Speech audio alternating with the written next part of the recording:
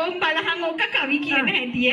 මම ටිකක් අඟර දඟර දාලා එහාට මෙහාට ගියාම ඕකගේ කවි සිතුවිලි නිකම්ම මතකනවා. ඔබ හිතේ ඉඳලා මෙහා කන්දට එන්නේ ඒක නෙවෙයි. ඔබ හිතේ උඹ අඟර දඟර දානකොට මට කවි මතක් වෙයි කියලා. නේද හා? අනේ මතක තියාගනි. උඹේ අඟර දඟර ඉඳන් මගේ කවි අමතක වෙලා තියෙන්නේ බං. ඕම් බලහන් කියාව. වෙනදට නම් ඕක කියන්නේ නෑ මූට ලැජ්ජ හිතිලද කොහොමද? හරි. නම් කියන්නේ අනේ කඩයක්කෝ අර එහා කන්දේ ඉන්නකොට මට කවි සිතුවිලි පහළ වෙනවා අපේ නගරේ. ඒ දවස්වල නම් ඕකි මට හොරෙන් ලියුම් කඩ දහයි දුන්න තමයි බං. බොරුවක් ඕක කියන්නේ. ඕක වෙලා ඒවා මෙව්වා මට කිව්වේ. ඕකි තමයි මට කිව්වේ වෙරළුව ඉඳගෙන හොරෙන් කියලා. මට දැන් උඹලා දෙන්නගේ සරුවල් බේරන්න බෑ.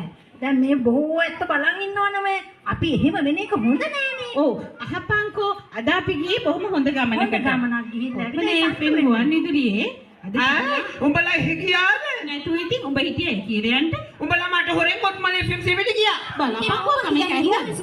ඉතින් උඹට තිබුණානේ මං ගැන මතක් කරන්න. මේ බලහව. උඹ ඉතින් පණ දෙන්නනේ කතා කරන්නේ. මහවැලි සෑය වගේ කියලානේ උඹ මටම කිව්වේ දවස්වල. අපි ගියා කොත්මලේ ගුවන් විදුලියේ අර බලමුකෝ අර කියමරන අමරිල්ලට මට මොකද වගේ. අර කියමරනවා ඇයි මං